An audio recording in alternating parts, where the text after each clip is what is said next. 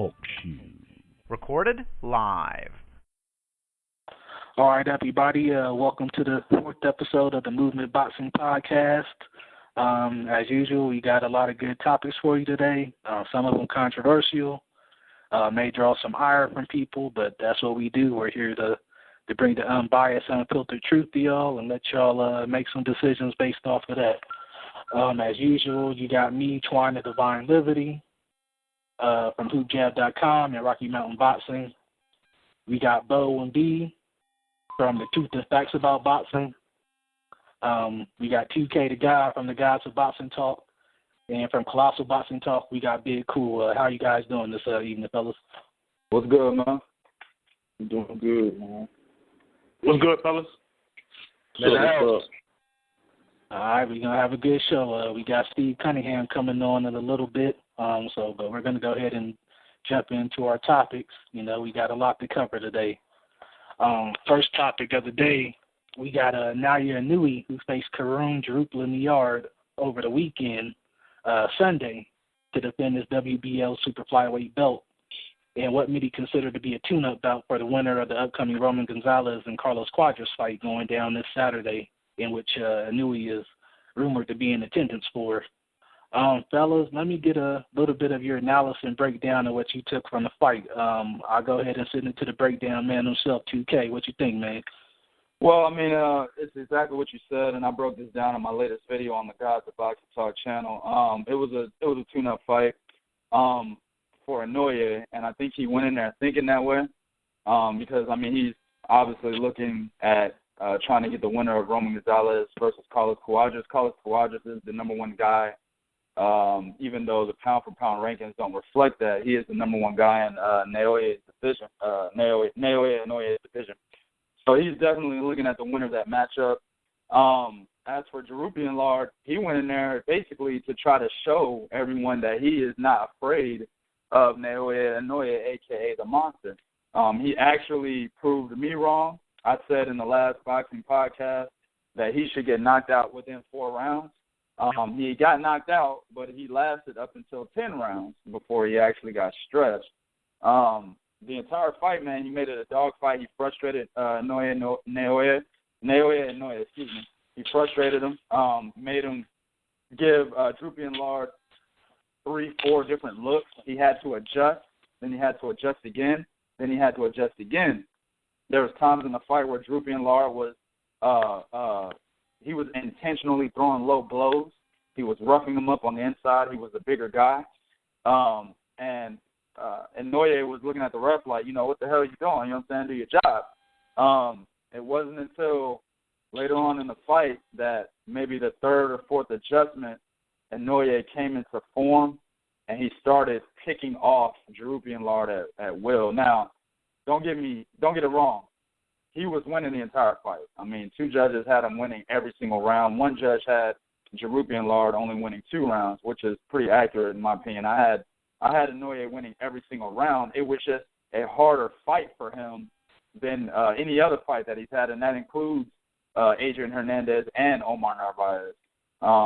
And like I said, it just mainly goes down to Jerusalem Lard not wanting to be that victim, that 11th or that 9th KO victim, the 11th win for Inoue. So later on in the fight, leading up to the 10th round, I think he landed like 20 unanswered shots on Jerusalem Lard. And this was at that point when he came in the form, and then he pretty much put the man to sleep with a straight right hand. I mean, it was vintage Inoue after maybe round 7. So again, I've heard some criticism of this fight. I don't think Inoue had a bad performance. I mean, if we criticize Inoue, then we might as well criticize Andre Ward because both fighters dominated their opponents. They were lesser opponents coming in. They were guys that we felt, hey, they should have got them out of there. They should beat them every round. I mean, and they both did it. Inoue knocked his opponent out. Andre Ward didn't. So, I mean, it was the same kind of situation. But I think it was a great win for Inoue. We got to see different styles. Like I said, we got to see an Inoue who adjusted. We got to see that he's mentally ready. The mental fortitude is there. And I think he can. I think he should get the winner of Cuadras Gonzalez, most definitely. Okay, let me swing it over to Bo. What were your thoughts on the fight? What did you take away from it? Yeah, man. I'm glad to be back here again on the Movement for the podcast. Let me say this, man. What I took from this fight was first when I watched this fight, I thought Inoue, he looked maybe a little bit uncomfortable, or maybe he wanted to go in this fight, looking to see if his hand was okay. But what I saw was he was moving more than I normally seen him moving. He was up on his feet. The reason why the knockout came late because he was on the balls of his toes. He wasn't sitting down on his punches. But props to his opponent because it goes back to what I always say. The cherry pick don't always know he's a cherry pick, and this dude came to fight. And I think it was good for Inoue to have this kind of opponent looking at Cuadras and Gonzalez and, like 2K said, looking at the referee because now he knows, hey, I can't the only out that I have now in these fights is me. I have to be my only out. I can't be looking for somebody else to help me. I have to go in this fight ready and prepared. Now he knows what to expect going forward. But once I like the fact that he had to make adjustments. Right. Because now it shows me what his because now I see what your mental makeup is. He had to make, like he said, he had to make several adjustments. He didn't crumble under the pressure and the low blows. He made those adjustments. I didn't like the fact that he held the head up a little bit too high, and he did what I like to call the Joshua Clottey defense when he put his hands up right there. But at the same time, I did like his counters. So for everything he did wrong, it was also some things that I like about it because it shows me that, hey, he can make adjustments. He's mentally tough, okay? I feel like once he sat down on his punches, once he realized, you know what, I'm sick of this dude. I'm tired of this guy. And he sat down on the punches, he got him out of there. Like you said, it was Vince's Inoue. It took him 10 rounds to do that.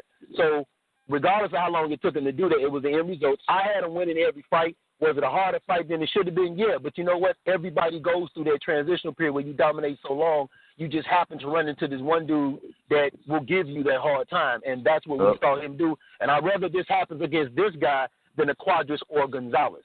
So I like what I saw from Inoue.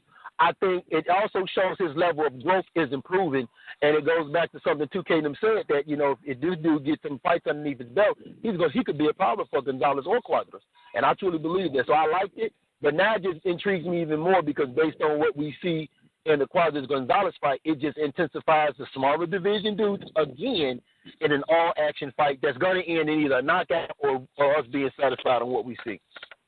All right, let me swing it over to Big Cool. Based on this fight, do you think he's ready to take on the winner of Chocolatito and Cuadras? Do you think Inoue's ready for that to be the next fight? No, I do not. And I want to disagree with EJ a little bit when he compared the performances of Andre Ward and Inoue. Not because Inoue struggled a little bit, just because he made the fight harder than what it had to be. Like Bo said, with the Joshua Clottey defense, he exposed his body. He was getting hit with right hands. And he wouldn't move his head when that guy, I'm not going to try to pronounce his name because I can't, was throwing the jab. He kind of fought lazy in the fight to me. And, Andre Ward, it was a typical Andre Ward performance. That's why I disagree. But I don't think he's ready because when I seen the guy dig into the body, I just envisioned Gonzalez just putting his head in his chest and just ripping off those left hooks, those right hands, and throwing those uppercuts, which, Inoue didn't have the best performance, but he's, 22 years old. Maybe he did kind of overlook the guy. And give credit to his opponent. He came to fight. He gave a valiant effort. He definitely punished Inoue at times for being lazy and kind of fighting like he was just some scrub. But I don't think he's ready for it. Gonzalez next. Maybe a couple fights from now he will be, but I think Gonzalez, with the experience and the skill set he possesses, I think that he would probably edge Inoue in a great fight. But I think he might even stop him late because he can punch, and we got to just see how his power translates to 115. But I would favor Gonzalez going into that fight right now. Okay. What about you, the Cuadras Inoue? Who would you favor based on their most recent performances? Who would you favor in that fight? Bernard. Yeah, excuse me. I will go with Cuadras. or Gonzalez over Inoue? Because right now in this last fight, I saw Inoue. He did go to the body in the first couple rounds, but in the later rounds, around the third or fourth, he got kind of lackadaisical when he put his hands down, and when his opponent came in, he started giving him shots to the head and everything like that. Like he was basically being nonchalant or being a little bit too relaxed at times. Like, yeah, I got this fight. I really don't need to do that much. You can't do that against Cuadras or Gonzalez. With that, I can just see his infighting, he does need to improve with his head movement and everything like that. And that's about it. Okay. I'll go ahead and throw my little 2 cents in there. I definitely agree with Jarrell about the body shots. I didn't like him taking all those in the fight. But at the same time, I definitely think he was there to get in some rounds, based on his hand injury. And, that was just his 11th fight. You guys got to remember that. So he's still getting rounds in. He definitely could use the rounds. We saw him do many different things, which I liked personally, even though it wasn't, I guess, a good performance from him. He even said so himself that he wasn't pleased with his performance, but, he did some interesting things in the fight. He fought on the inside. He tried some stuff on outside, showing lateral movement and ring generalship, which is the way you actually have to fight against a Chocolatito. Lateral movement gives him a little bit of trouble and makes him work harder than he likes. So he worked on that in the latter rounds, which I liked, and the fight looked a whole lot easier for him when he did that later. We also see him switch to southpaw and fight out of that stance, which, I like seeing him work on different facets in his game, especially with the way he has an educated left hand. Like, I've seen him throw like a plenty double left hooks. Like, I haven't seen anybody do that since like maybe Juan Manuel Marquez. He also threw like maybe a 3-punch combination that was fast as hell off the left. It was a left hook to the head, an uppercut, and followed with a left hook to the body. Those are things that like you don't see often in fighters, and that was all just with his left hand. So I was impressed with the things he was working on in the fight, more than anything, especially the inside, because there could be moments against Chocolatito to where he would have to be able to, to handle some of those inside exchanges. So I like to see him work on that in the fight. With that said, go ahead. I was about to say his offensive repertoire is excellent. I mean, he threw right in, left uppercuts. I mean, right, left hooks. I mean, he's a tremendous offensive fighter. I just want to see him, be more responsible on the defensive end. So when he steps up to even more higher caliber fighter, he doesn't, succumb to that what I'm trying to say, the lack of his defensive responsibility. So if he can, get his defense up to par with his offensive game, he definitely will be the future of the lower weight division. Okay. I agree. I think the problem with Japanese fighters is, one of the biggest flaws with Japanese fighters is they are very offensive heavy. You don't see a lot of Japanese fighters, shoulder rolling, having a Philly shell defense, basically working on their defense more than they work on their offense. There's some out there, but there's majority are very offensive heavy. The difference between Naoya and those guys are that he has more accurate attack than the majority of Japanese fighters do. He's very accurate with his punch placement. He knows what punch he wants to throw at a given time, and he knows where he wants to throw it. A great jab, too. Exactly. I agree 100% with what Twan said. I forgot to mention that. He does, I said this many times, I'm surprised I actually forgot to say it, but he does need to work on his inside game. That is the main critique that I have on Inoue, especially going against Roman Gonzalez. That guy is going to apply relentless pressure, and he's going to look to get on the inside. And at points in the fight, like I said, Inouye's lateral movement, it was good in this fight, but it's not good enough to keep a guy like Roman Gonzalez at bay for 12 rounds. So there will be points in that fight that he does need to fight on the inside, and it will be very interesting to see if he learns anything from now up until whenever that fight gets made, if he learns his inside game a lot better. Okay. That leads us into our next topic of the night. Earlier today, it was reported by Mike Coppinger of USA Today that Miguel Cotto was in talks with King Pete, Lamont Peterson, to fight on December 3rd, possibly in New York. Not sure how that's going to pan out with the current insurance debacle going on in that state right now over combat sports. It's also been said that Guillermo Rigondeaux will be on the undercard fighting his WBA mandatory and Moises Chucky Flores.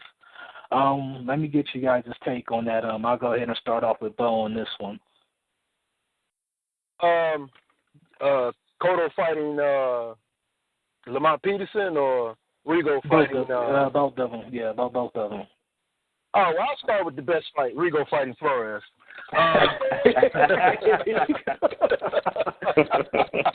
No favoritism, no favoritism. Actually, you know what? It's an interesting fight because Flores is undefeated, Rigo is undefeated, so it's another undefeated fighter. People recall they were supposed to have fought one time before, but for some reason that fell through. I think Flores is like the WBA lower champion, and Rigo is like the super champion or something like that. I think it's something like that. So it's one of them consolidation belt fights. It's a good fight. It's an interesting fight. I like Flores. I like what some of the things Flores does, but I haven't really seen much in Flores to make me think that he's going to give Rigo any kind of a problem. I think Rigo is just too talented, too skilled for him. As far as Cotto fighting Lamont Peterson, you know, we've been seeing a lot of this. And I guess Cotto had, spent the bottle so many times he finally got an opponent. We've been seeing a lot of these dudes going up, in weight. There's weight divisions for a reason. Here's Lamont Peterson, who really hasn't had a legitimate fight at 147. Now, I think most definitely this fight got to be at 154. Otherwise, Cotto going to be looking at criticism for not fighting Marquez at 147. So I'm assuming this fight is going to be at 154. And, it's unfortunate, man. You see these guys going up in weight for a money grab. And, I mean, I get it. I understand it. But these guys really need to be careful. They really need to watch their health. And they really need to watch what they're doing because you're going up in weight fighting these bigger dudes. And you can really get hurt. Cotto is no slouch. I definitely favor Cotto in this fight simply because, he's the better man. I just think Lamont Peterson, to me, in the fight that I saw, man, against Felix Diaz, I thought Diaz gave him everything he had. I actually thought Diaz won that fight. And yeah. I just don't see Lamont Peterson doing anything different to Miguel Cotto that Miguel Cotto hasn't seen already at that level of experience at that level. So I definitely favor Cotto, but I don't like the fight only because there's a pattern starting to form with these dudes jumping weight, going up extremely high, and it's not going to stop till somebody gets hurt. When somebody gets really hurt, that's probably that's when it's going to stop, when somebody get really hurt. But yeah, I favor Miguel Cotto. I just think Miguel Cotto, not only is he the bigger man, Miguel Cotto is heavy-handed, so he's a much harder puncher, I think, than what Lamont Peterson has faced at the lower weight division. So definitely I favor Miguel Cotto, but again, somebody needs to really sit down and do something for somebody to get hurt jumping weight. Okay, let me pass it over to your partner in crime, Bernard. What do you think about the Peterson and Cotto fight the possibilities of it, and are you okay with the selection of opponent? I'm not okay with the selection of the opponent with it being Lamont Peterson, but I'm going to go with King Pete on this fight right here. I feel like he's going to show up and show out, in my personal opinion. I understand what Bo said. I even understand what 2K said with Lamont Peterson not having a legit fight at 147. But I also understand this, though. I feel like when the big fights come, Lamont Peterson tends to show up and show out. And I just feel like it's going to be a fight where he can use his footwork and his speed to go against Cotto. And I understand Cotto does have a left hook to the body. I understand Cotto does have good lateral movement and everything like that, but I just feel like King Pete's going to show up. Okay, 2K, what's your assessment of the Chucky Flores and Rigondeaux fight? Because it's definitely a different fight for Rigo. He's been against taller fighters before. But we haven't seen a man against somebody like Chucky Flores in a while that, he's really coming to bring it. He's taller. He likes to be physical. So let me get your breakdown on that fight. I think it's a good fight. I think Chucky Flores has never seen a guy like Guillermo Rigondeaux. So, let me say this, man. I say this to people all the time. Hey, hold on. I'm sorry, man. My phone went out. What'd you say? Say that again. Shut up, fool. Anyway, I say this about people all the time, okay? Or I say this to people all the time. There are elite fighters, right? And then there are the upper echelon guys in boxing.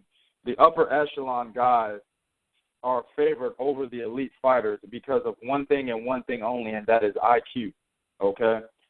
Guillermo Rigondeaux can be seen as an upper echelon type of fighter because of his IQ.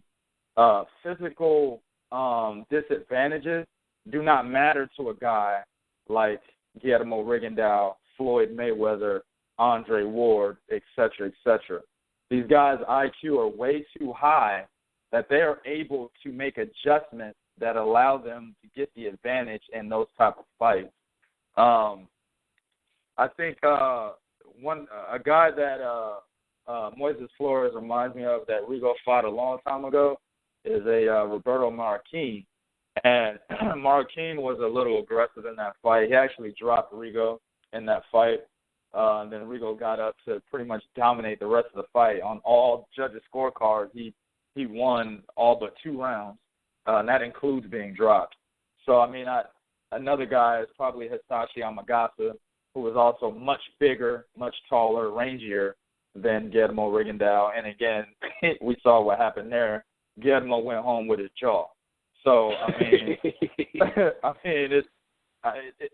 it's just going to be another guy. He's a good fighter. He's 25-0 with 17 knockouts. Great fighter. He hasn't really fought anybody in probably, 22 of those fights. The last 3 fights that he had, he stepped up. His best opposition was probably his last fight, which was Paulus Ambunda. And then 2 fights before that, he beat Oscar Candon by split decision. Neither one of those guys are really big-time world beaters.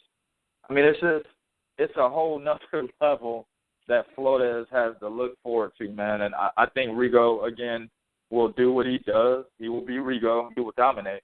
But I want to speak on that Cotto Peterson situation, man, because I don't like fuckery passing me, man, without me having to say something about it.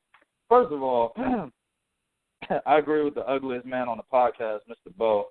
First of all, Lamont Peterson has never weighed in past 144 pounds for a professional fight. That's the most he's ever weighed in at, okay?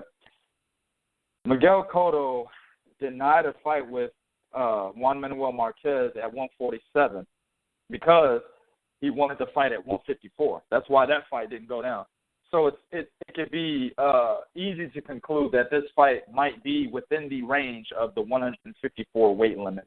With that said, Lamont Peterson is going into completely different waters against a guy who fights nothing like Danny Garcia, okay? We're talking about a guy that is a prolific body puncher, one of the more prolific body punchers in the sport, okay? He has decent footwork, okay? He has a up top, down low game, meaning he can start up top and end down low and vice versa. He has a great jab. Okay, then in Lamont Peterson, we're talking about a guy who doesn't have the masterclass boxing ability that a Floyd Mayweather had or that an Austin Trout portrayed against Miguel Cotto. His aggressiveness will be nullified in this fight because he will be the much smaller guy, so we won't be aggressive against a Cotto, or he won't have, let's say, controlled, effective aggression against a big-ass Miguel Cotto like he did against Danny Garcia or Amir Khan. So, to me, if this fight is at 154, I don't see it being competitive whatsoever. I'm thinking possibly a late stoppage, and it's just because the combination of styles, the fact that Lamont Peterson has never fought at that weight before, the fact that he's been knocked out before at 140 by another aggressive fighter in Lucas Matisse, and he doesn't have the pop to keep a bigger guy off of him. I think this is a bullshit matchup, and it's a fight that I'm really not interested in seeing. Okay. Big Cool, I'm going to get your take on this, something that hasn't really been brought up yet that I know this is only just talks right now, but I'm kind of happy just because of the situation. We've heard talks in the past about, Al Heyman not refusing to work with Rock Nation because of the old rift that started with Beyonce and her father, Matthew Knowles. But, King Pete comes from the PBC stable. And as you know, Cotto is part of Rock Nation. So do you think this is like new territory we're seeing? What do you think about that, Big Cool? Anything to break down the barriers to preventing great fights from happening, I'm all for it. I mean, I think Al Heyman and Jay-Z or whoever, Beyonce, whoever it is, should have been squashed the beef, because when there's money to be made, all egos should be put to the side. I mean, because you're making money for yourself, your fighter, and you're giving the fighter more exposure and more opportunity to fulfill a legacy that they intended on doing when they started boxing. So, I mean, if they could, squash any beef, any remaining hard feelings, it's great for us. And I'm down for it. Like I said, in terms of the Lamont Peterson versus Cotto fight, I'm in a minority. I'm guessing with Bernard. I think Lamont Peterson will win, because this is not the same Miguel Cotto from years past. He's older. He's not as quick on his feet as he used to be. His reflexes aren't what they used to be. And I think that Lamont could outbox him if he fights smart. That's a big if, because Lamont could, he that's a big if. Yeah, I mean, it is a big if, because Lamont kind of had brain farts. He fought brilliantly in the second half against Garcia. He fought stupid against Moises. I mean, it's all about Lamont. If he's focused and he tries to keep it, in the middle of the ring and don't try to be the mono type guy we know him to be, I think he could definitely beat Cotto without beating him, because he's not going to probably get a decision in New York. But, he had the fans on his side and the writers saying, well, he was clearly robbed. So I think that it's a decent fight. It's not a fight that I'm craving to see, but if it happens, I'll watch, because we're going to watch Golovkin and Brook this Saturday, and we watch and Canelo. So, why not go get your money, Lamont? Yeah, I'm actually. Let me go ahead and throw mine in. I'll pass it back to you. I'm actually not mad about the fight. Just knowing the pedigree that Lamont comes from at Headbangers Gym, he's probably been in there against some bigger guys. Lamont's body work and body game is probably an underrated part of his game, but I wouldn't like to see him exchange with Cotto too much. But that is something he would need to do, because Cotto is easy to starch. Stamina has always been an issue in his past. Go ahead, I'll kick it back to you, B.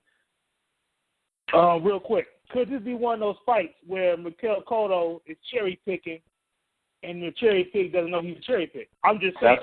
That's absolutely no, I disagree. No.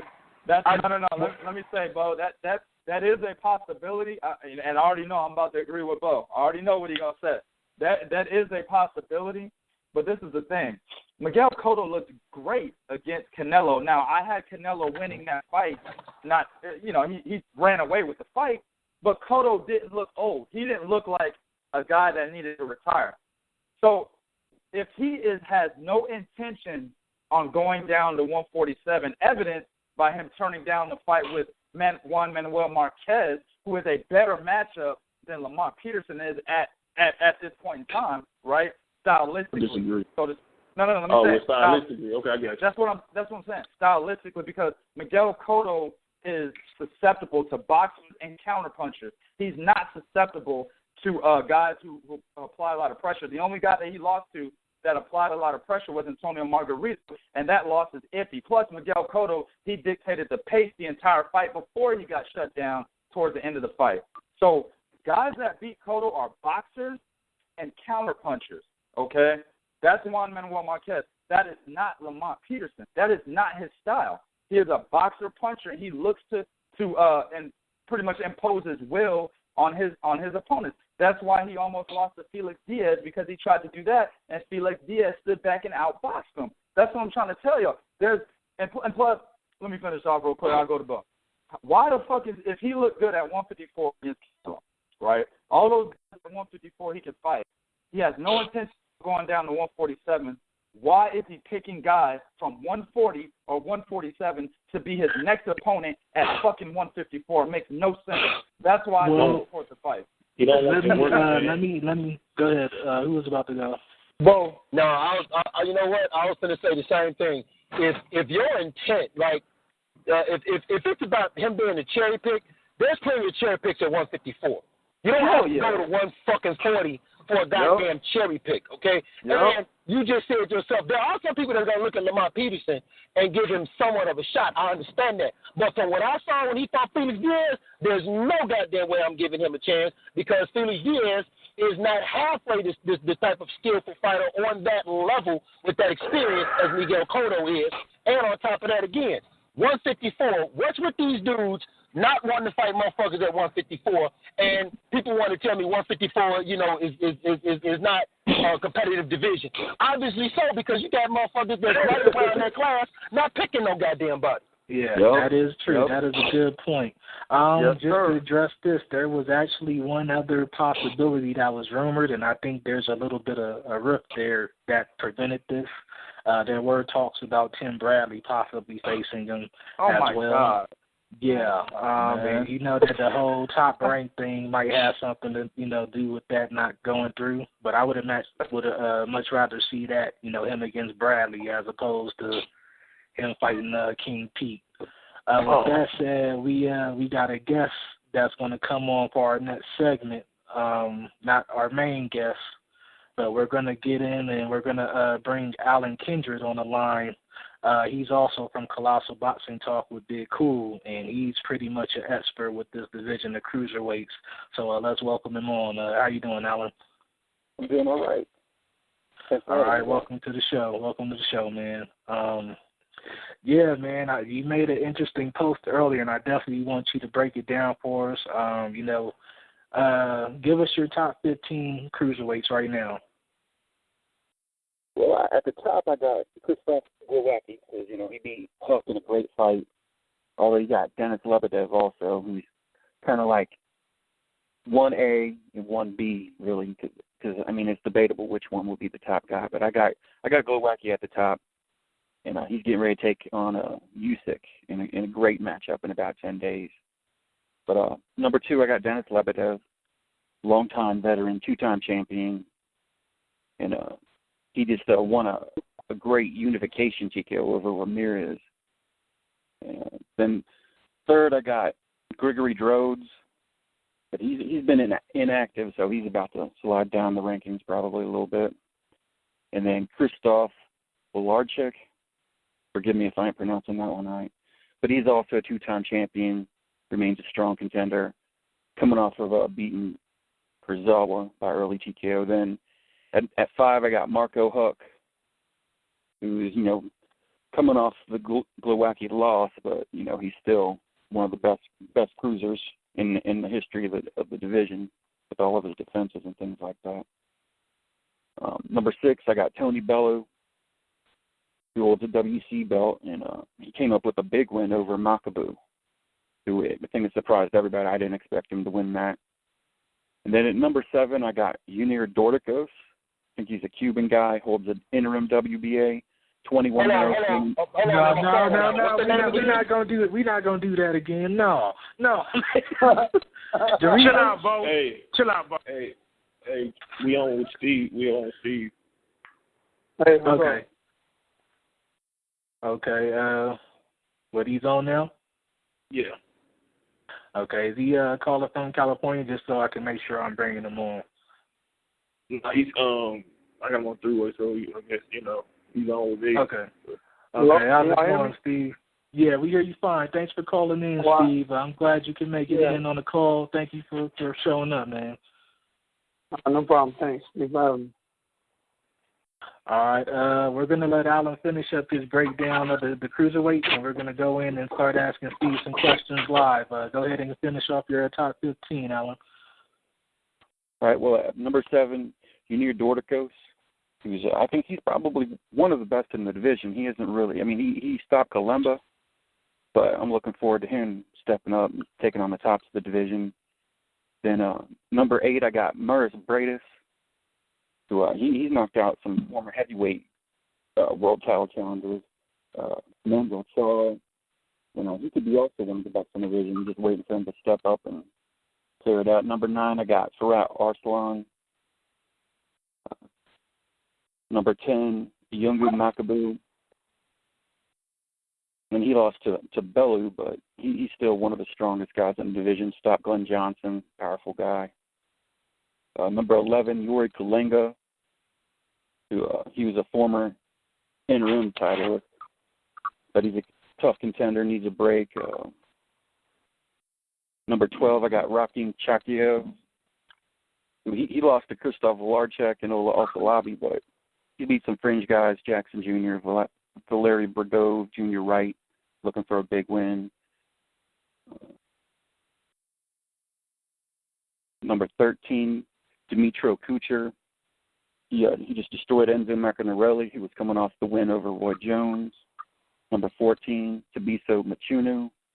He beat Eddie Chambers and Duradolo, but then, he lost to Makabu and he's been a little bit inactive, but he's a skilled fighter. And then number 15, I got Victor Ramirez, who was a champ back in 2009, lost to Huck, retired for like 4 years, came back, won another title, but then he just lost to Lebedev in a unification matchup. But there's my top 15. I mean, it's bound to change. There's a lot of big fights coming on. Okay. And definitely, you guys definitely got to watch out for the cruiserweights. It's one of the deepest divisions in boxing right now. And the good thing about it, these guys are actually fighting each other. They're not avoiding each other at all.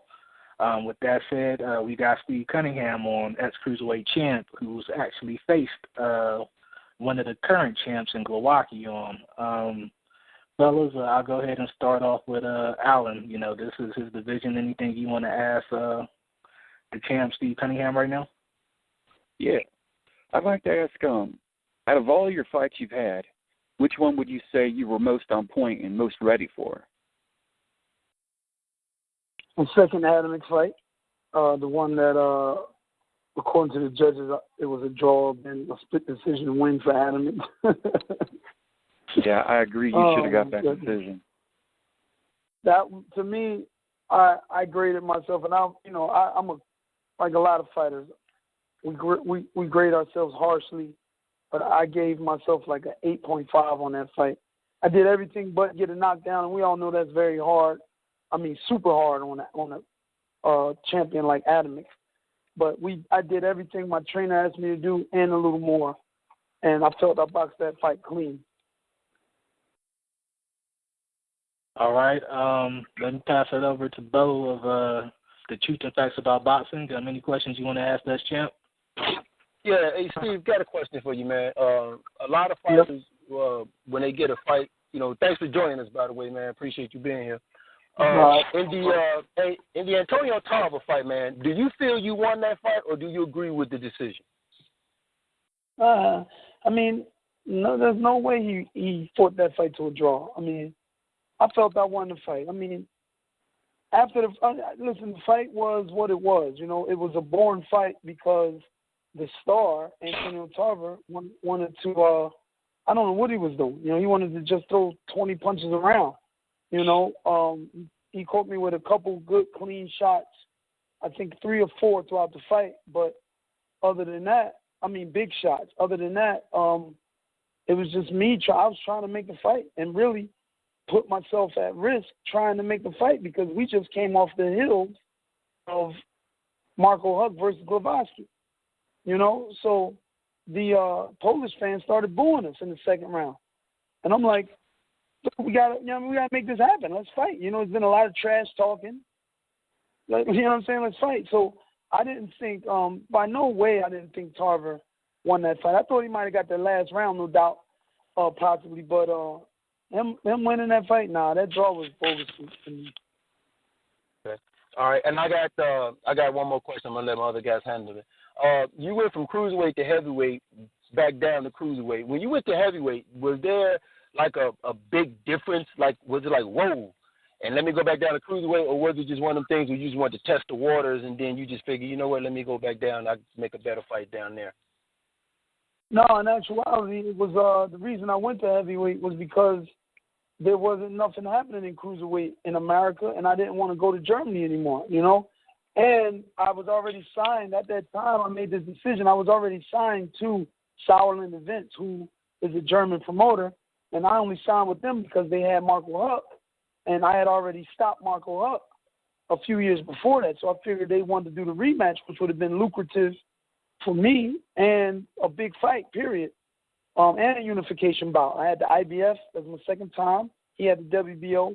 And so I signed with his promoter in order to make the fight happen. But they ended up swindling my belt from me after 3 fights. And, I knew they always wanted my belt. They didn't care about me anyway. They just wanted the belt. But I felt I was the best cruiserweight, and no matter who they threw at me, I could beat them. So they ended up stopping the fight with Hernandez on a cut, which was bogus, and gave him my belt. So then after the rematch, I totally lost the rematch. It was a good fight, but I lost it because I was just insanely mad, angry out of my mind, and because the promoter can be the manager of the fighter, and I found that out, that fight, that our promoter was Hernandez's manager. So that was some bull. So after that fight, I'm like, damn, there's no cruiserweight that wanted to unify with me, even when I had a belt. You know, we didn't want to stay in Germany with Sauerland Events because we felt that they were shady. So it's like I got to come back to America and sign up with a promoter. But as a cruiserweight, no promoters wanted to sign a cruiserweight, no matter if you were a champion or not. So everybody was telling me, go heavyweight anyway. So I was just like, hey, I still want to fight. I'm like, I'm just go ahead and be heavyweight. And what really helped me seal the deal of going heavyweight was I went to camp with Vladimir Klitschko, and I did exceptionally well. So my lawyer, who was Vladimir's lawyer, was like, I knew that was going to help you change your mind, you know. So then I became a heavyweight. So then, you guys saw my heavyweight run. I really should have lost 1 fight. Out of the 2 or 3, was it 3 fights, 3 losses or whatever? But it just seemed like they weren't giving me what my just due. You know, I beat Glasgow on HBO. Clearly, I'll outwork him, outbeat him. I clearly beat him, but I got robbed again. And then Tyson Fury, here it is. I was the smallest heavyweight in boxing. I knocked down the biggest heavyweight in boxing with 1 punch and made him resort to dirty tactics in order to win. So with that being said, then we get to the Tarver fight, and I fight to a draw. So it's like these guys weren't giving these judges. It's just like Steve Cunningham wasn't the heavyweight. I didn't fit the heavyweight picture that they wanted, you know. Oh, okay. You small headers. I'm 6'3", 207, 8 pounds, and I'm small. So I don't know if they thought I wouldn't be able to contend with Klitschko, which was bogus, or I don't know, or I was just too small in their eyes. But I would not get any love from the judges. So it's like they didn't understand what they were seeing. So after the Tarver fight, it's like, I was signed with Al Heyman, and Heyman is like, listen, you don't have to go to Germany no more. If you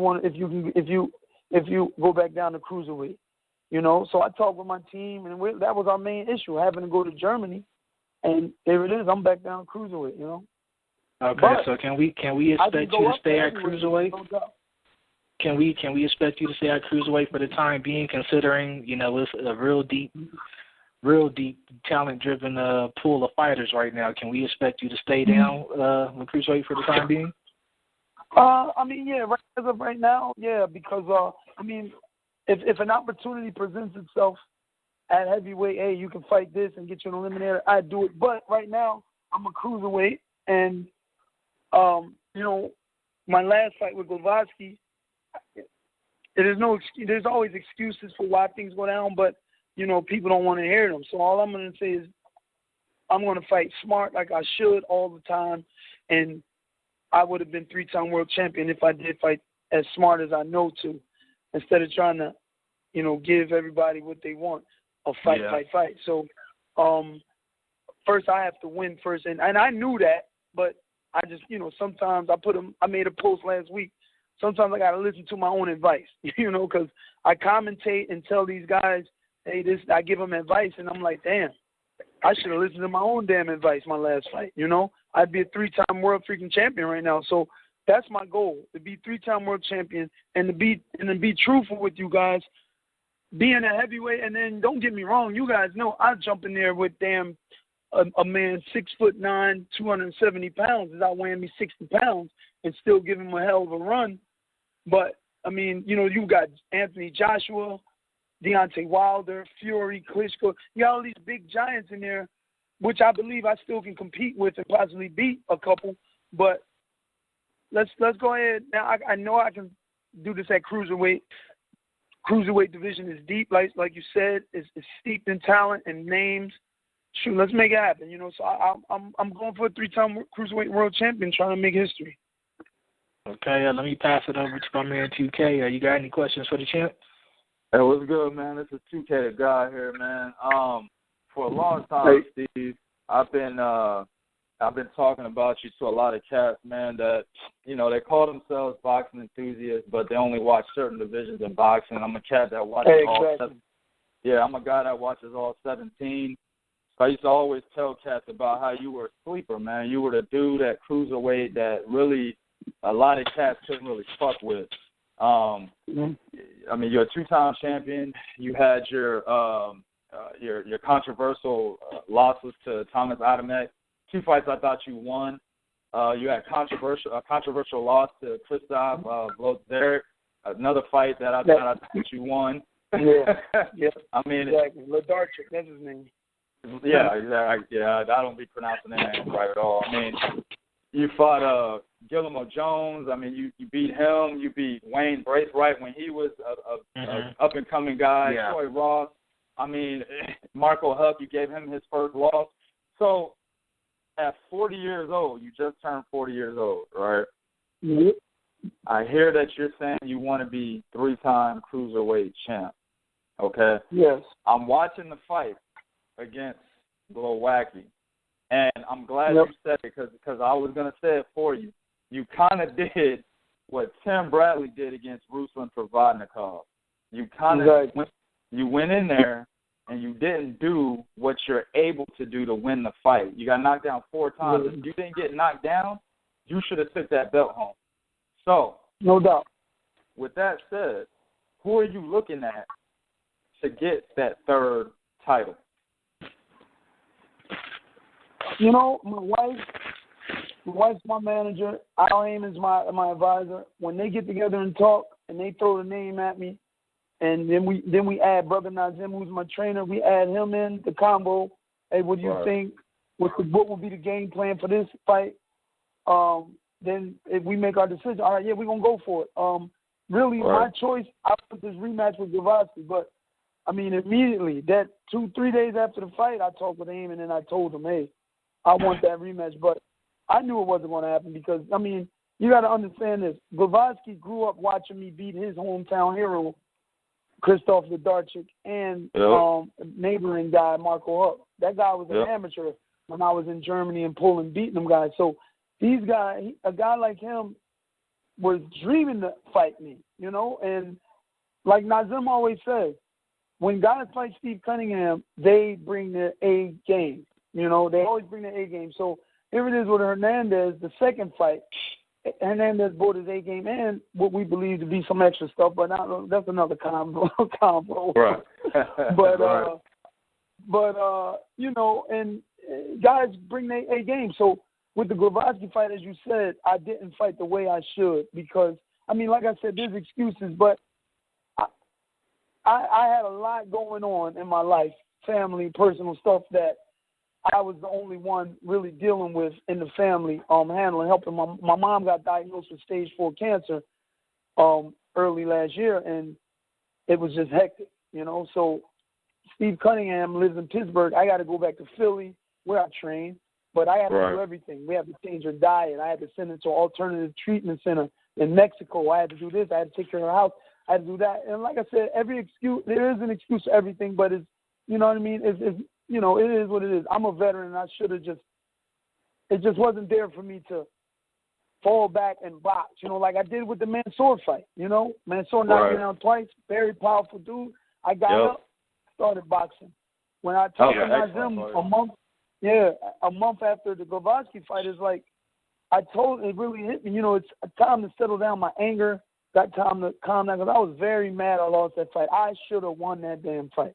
And Nazem told me, he told me himself, he said, Steve, you know what? Because I was like, man, I just kept apologizing to him a month later because here it is, brother Nazem's got a reputation. He's got a record. You know what I mean? He's the man in my book, you know, and I feel like I let him down for going out there and not winning. So he's like, listen, you don't have to, you always tell me I don't have to apologize. And he's just like, listen, I know, he knew exactly what I was going through. And he's like, it was like you were fighting cancer, you were fighting the doctors, because I was fighting doctors out at the hospital. He was like you were fighting family. He's like, you were just in there fighting. You were fighting all the time. And I was like, you know, and I was going to tell him that, but, you know, and I said that's what it was. It's just like the stuff didn't click in my mind, man. It was just go, fight. I'm going to get him. And I almost had him a couple times, and, you know, that made me turn on the afterburners. But to Glavatsky's credit, he did what he was supposed to do. You know, he had a good game plan. He stuck to it, especially when I fell into it. So I would love that rematch. But any of the other champions, you know, it doesn't matter.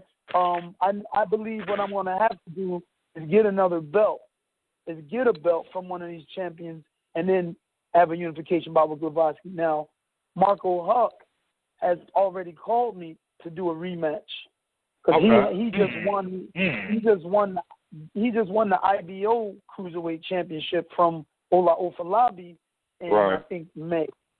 So he's a champion again, you know, and, you know, if you credit the IBO, which, you know, hey, for the fighters is a belt, I'll take it. But, so he wants to get revenge. And as I believe, some fighters are going to, or not really. Marco Huck's a little touched mentally.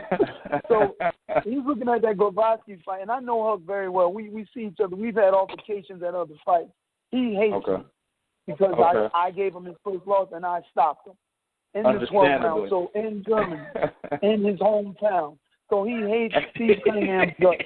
And he wants to rematch me. He wants to avenge that loss. So he calls me and wants me to come to Germany.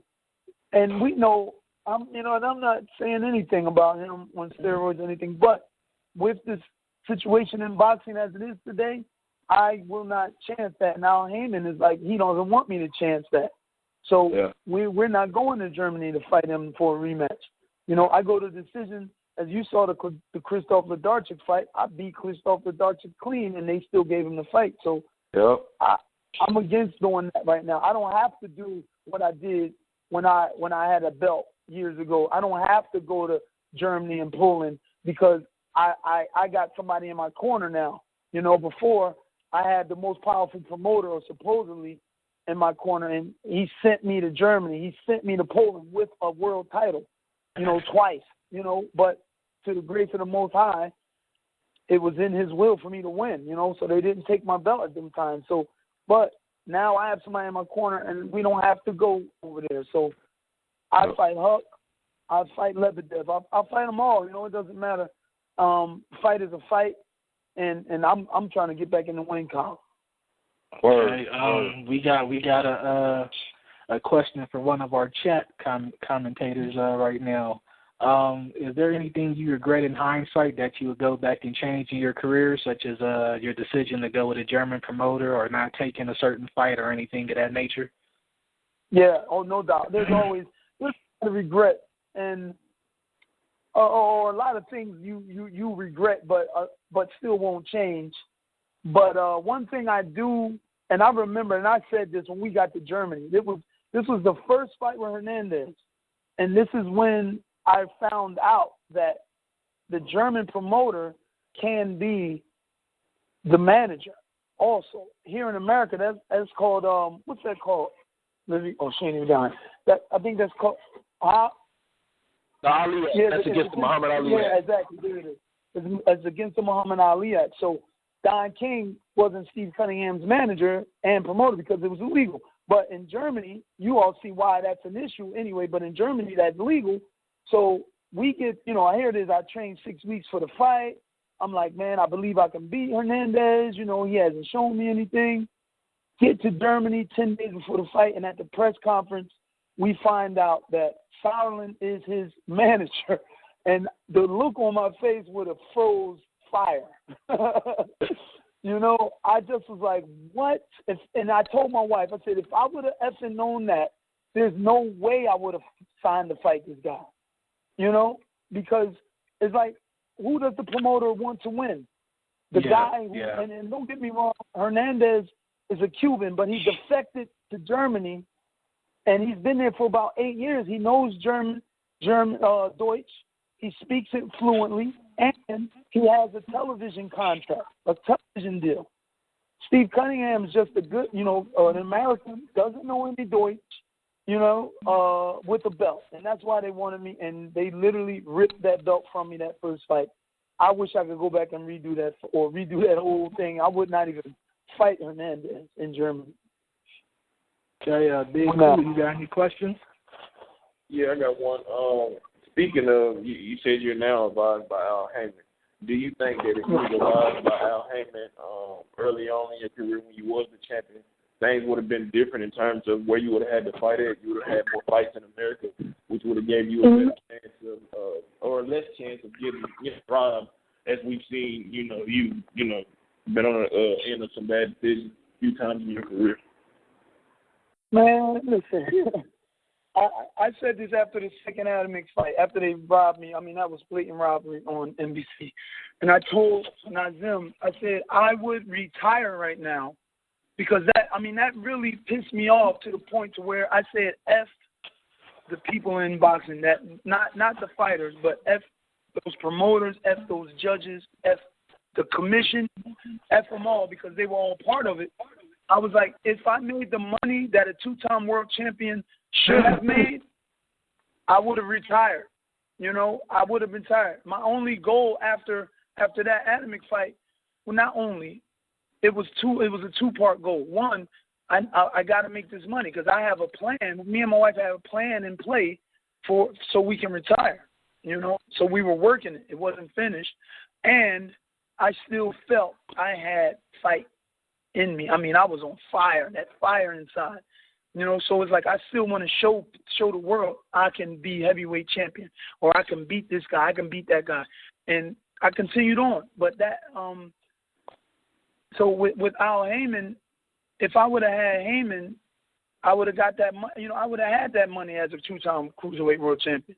I probably would have been retired. And another thing I would always say, through those robberies, I'm like, those robberies kept me in boxing because it's like, if they would have just gave me the wins like I was supposed to get, then I would have elevated I would have been out of Fort Klitschko. Who knows how that would have went? A lot of people think I would have just gotten there and cleanly lost, but the same thing they thought with Fury, same thing they thought, whatever, all Mansoor and this and that. But, that would have been a lucrative fight for me, and, I would have showed my butt off. But with Heyman, I'd have made that money. He'd maneuver me. Him being the agent maneuvers you right. So I believe I probably would have been retired by now because we'd have had our plan working. No, listen, I consider myself to be some type of intelligent, and no one wants to fight, in their 40s. You don't really want to. I mean, I do enjoy it. Don't get me wrong. I love what I do. And I love the fact that I'm this age, I look the way I look, and I still perform as a young man, like I'm youthful. So I'm not pushing it. I'm not getting into the ring and injuries or nothing, but I feel great. I mean, shoot, even look at my last fight with Blavatsky. I look great, even though he knocked me down. Yeah, still in great shape. Still in great shape. You know what I'm saying? So with that being said, though, if I made that money, if I made those millions or whatever, I'd have been able to sit down because we'd have had our plan in place to make X amount of dollars from money to come in from what we're doing with real estate and property. So it's but like I said, who knows? I probably would have did what Paulie's doing, took a couple years off, did back in, But I didn't have that type of structure, team behind me on that side, as I do now. But now I'm here. I'm still youthful. I feel great, and we're just gonna go, man. I give myself a few more years, probably 3 more years, 3, 4 at the max, but 3.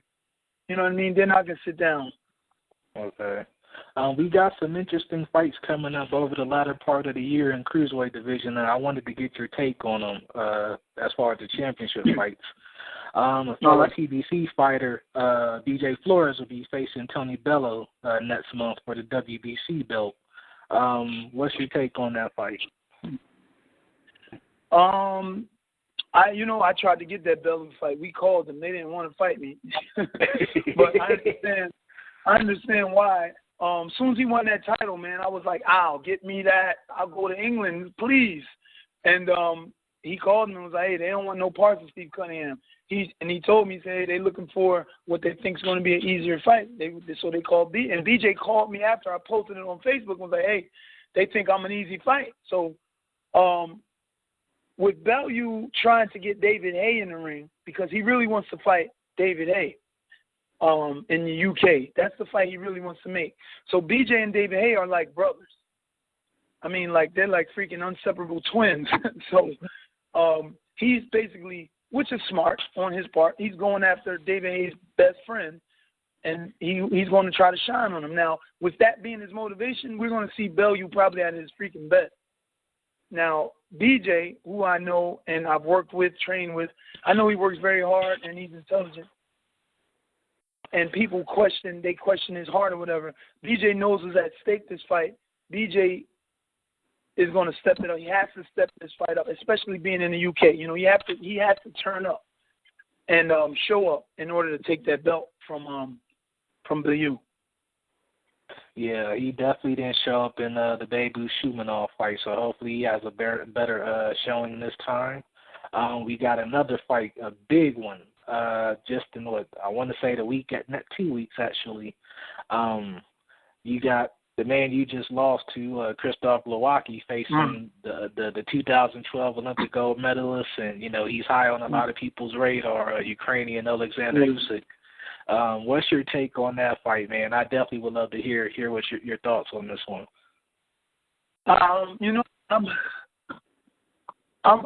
Sometimes I think about that fight and I think Glowacki, but then I've seen Usyk's highlights and I've seen a fight or two of his, and I was in camp with him when I was sparring Vladimir. We were both there sparring Vladimir, and I seen this kid work. He's an unconventional southpaw, and that's double trouble, because southpaw is already unconventional. So he does weird things. He does different things, different angles, shots from different angles, and he's young. He's creative. He's young. He's on a roll.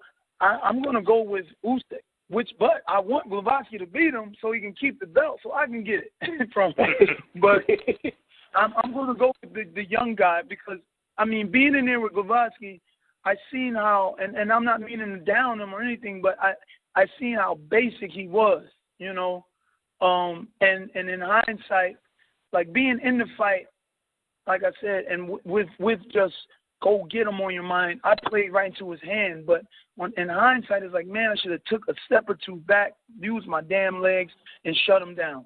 But Usyk is going to do that. Usyk is going to box. Glowacki is strong and powerful, and we haven't seen Usyk take a good shot by a good contender, but I think Usyk may come away with that win.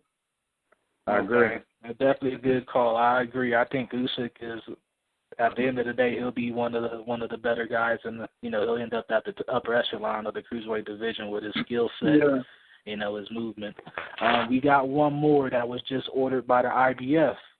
Denis Lebedev has been ordered to face Murat Gassiev, who's trained by Abel Sanchez.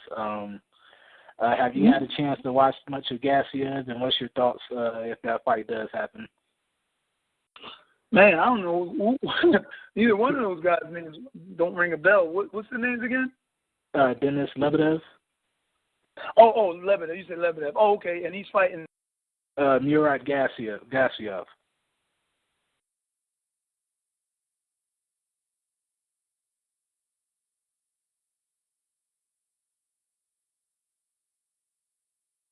Hello?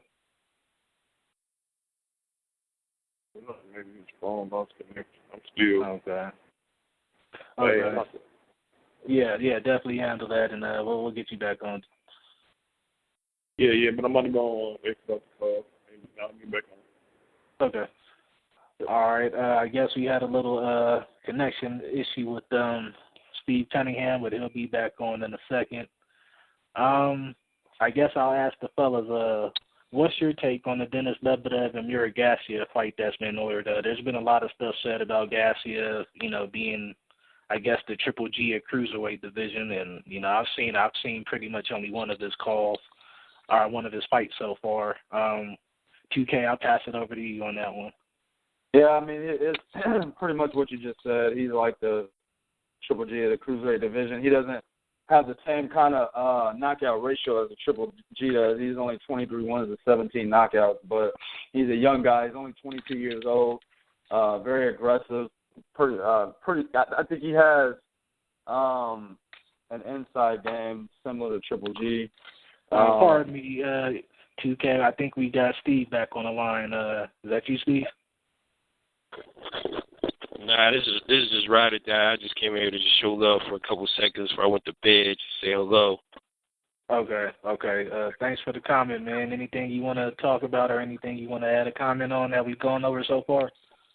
No. This is. I was just saying what's up to Bo and just kind of listening to your show. Y'all go ahead.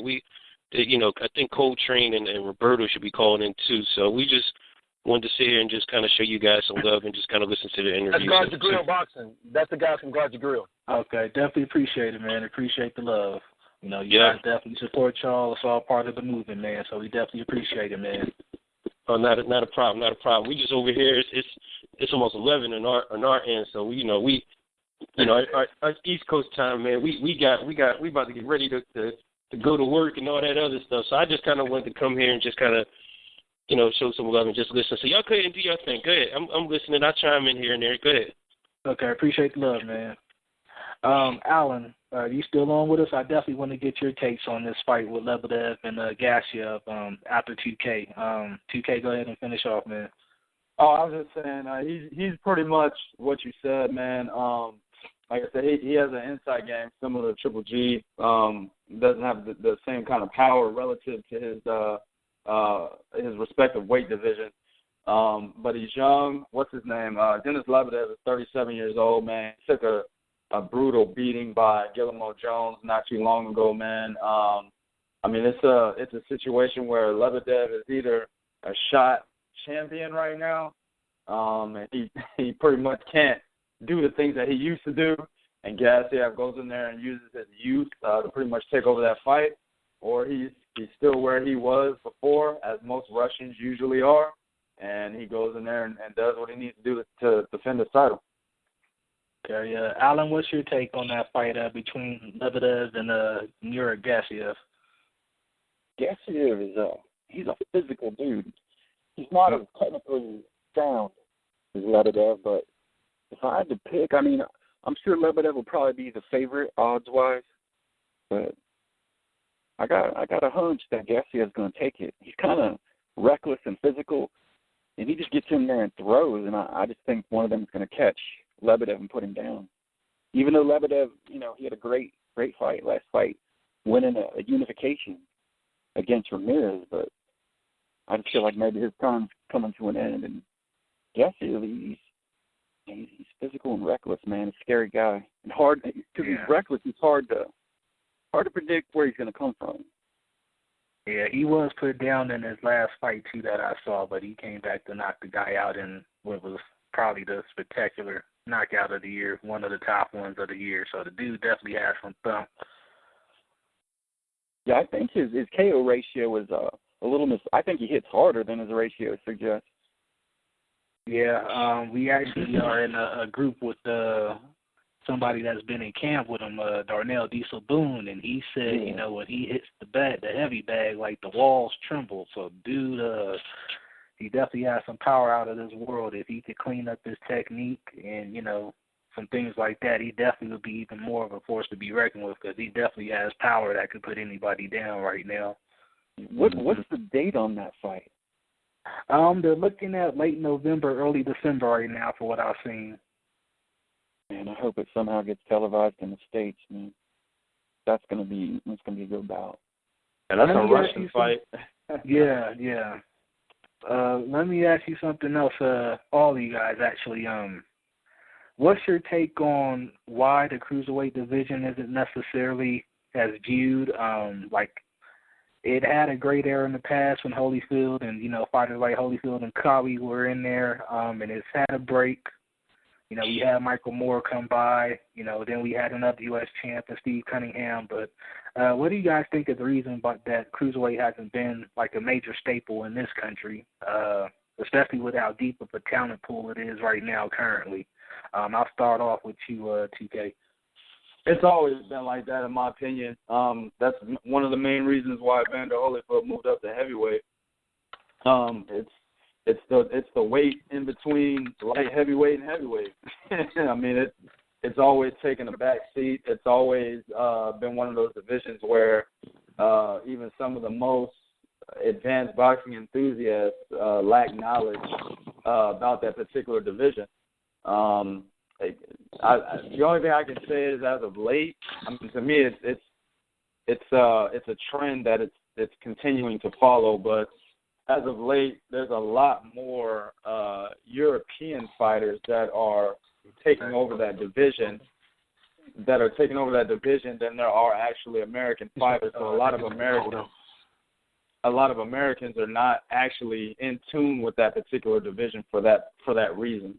But yeah, like I said, it's always followed the trend. You got a lot of David Hay, another one that moved up to heavyweight while he was in cruiserweight. I mean, you got a lot of guys that moved up because it just never actually was given the spotlight in the sport of boxing. Yeah. Bernard, let me get your take on it. Do you think the lack of having a lot of American fighters in the division actually takes away from the interest in the cruiserweight division here?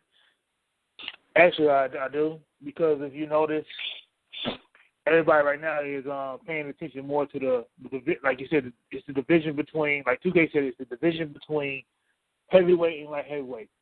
Right now, we're paying attention more to the light heavyweight division with Andre Ward being American, and in the heavyweight division, we're paying attention to Deontay Wilder. So there's not really an American fighter that's really standing out. Not saying nothing against Stephen Cunningham, but a person that is making a stride, waving the American flag in that division right now, that's standing out, that's bringing interest to the division. Okay. Bo, what's your take on that as well? What do you think will happen, or what do you think should happen as far as the televised rights of a lot of these fights? Because a lot of them are from the Eastern Euro bloc. We got actually a couple of African fighters that are top 15 cruiserweights right now. Do you think that's something that the networks need to address? Yeah. First, let me say to Steve, man.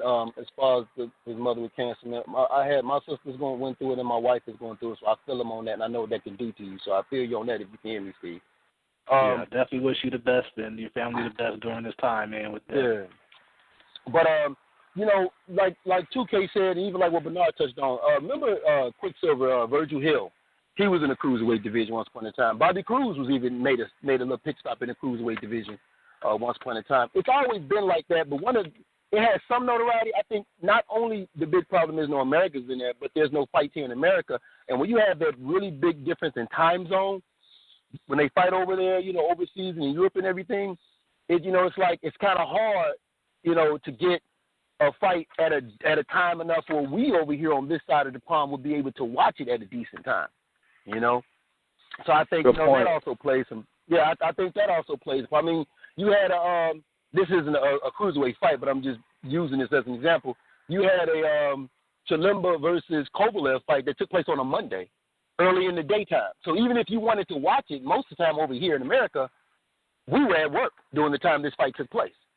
Same thing with the Inoue fight. We was at work when this fight took place. So outside of it not being no Americans in it, it's not even at a time where we can watch it, or even here in America. And, we kind of have that tendency where if it's not at least in America or one of ours in it, we don't pay no attention to it. But it's going to be hard for the networks to address it because of that time zone. I mean, even if you can address it with some good fights that are coming up, But because of that time zone difference, and everybody knows where this fight at in Germany, oh, man, I'm not gonna be able to watch it. I'll YouTube it or see what happens later. And it's sad because, like you said, it is a hot division, but it's going to be hard. The only way the networks can fix it is if they have fights over on this side, which, with all those foreigners, why would you fight in America when your main audience is in your backyard? Yeah. And that the Usyk and the Glowacki fight is definitely one that needs some American television rights. Like, I hate that one's not going to be televised here and probably will end up having to stream it. They have been able to work some success with Vladimir Klitschko with his base being mainly out of Germany, so maybe that's something we could see in the future if HBO ever gets their shit together, and comes back from their budget struggles. Let's go ahead and get into our next topic. We got some fights to break down. Friday night, we got Robert Bunny Easter Jr. fighting for his first world title against Richard Commey of Ghana. It's on the undercard of a fight that I refuse to even do a breakdown for. It's a repugnant rematch, completely unnecessary between Daniel Eugene Rutherford Jacobs, as 2K calls him, and Sergio Mora. Hold on.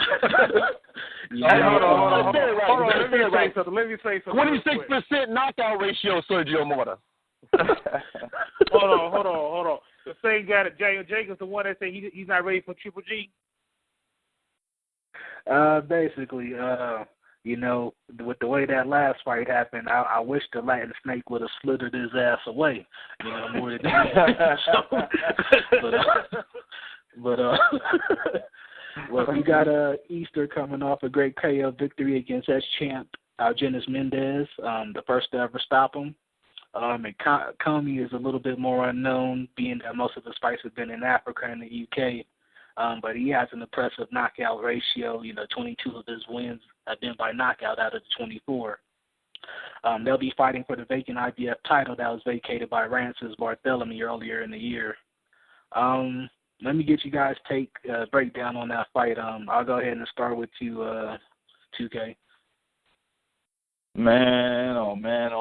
Now, before a lot of cats even knew who Robert Easter Jr. was, man, I've been spewing his name all over the place. And I remember a lot of cats was like, Robert who? I don't know that cat. Well, they're going to figure out who he is now after this fight. Robert Easter, he's 17-0 with 14 knockouts. He reminds me of Paul Williams. I believe he is the lightweight version of Paul Williams, even all the way down to how he walks into the ring with that smile on his face, man. Like it's like he enjoys being in the ring. He enjoys his job. He's tall and rangy. He's 5'11" with a 76-inch reach. He's the only fighter to KO former IBF 130-pound champ Algenis Mendez. Now, let me say, he's the only fighter to legitimately KO him. As we all know, Rances Barthélemy knocked him out with a punch after the bell that was overturned into a no contest. And then after that, they rematched and they went to, the full 12. But he's an excellent fighter with a high work rate. He throws beautiful combinations. He has a sick-ass right hook, which is what knocked out Algenis Mendez. The only thing that I have a problem with is he tends to give up his height and reach advantage to get the KO. You will find Robert Easter on the inside a lot of times when he's actually trying to wear his opponent down into a state anyway to be able to get that knockout. Also, when he's actually on the attack to get the KO, he gets a bit sloppy. You go back and watch the Algenis Mendez fight. Before he actually knocked him out, he had him hurt for a few times in that fight, and he was swinging for the fences. Like all the technical ability went out the window at that point in time. But the same can be said for Commey. You know what I'm saying? Commey, like you said, he's 24-0 with 22 knockouts. He's a smaller guy. He's only 5'9" with a 69.5-inch reach. Same thing with him. He's very sloppy when he's looking for the knockout. The difference there is he's extremely high pressure, very relentless when he's got an opponent hurt.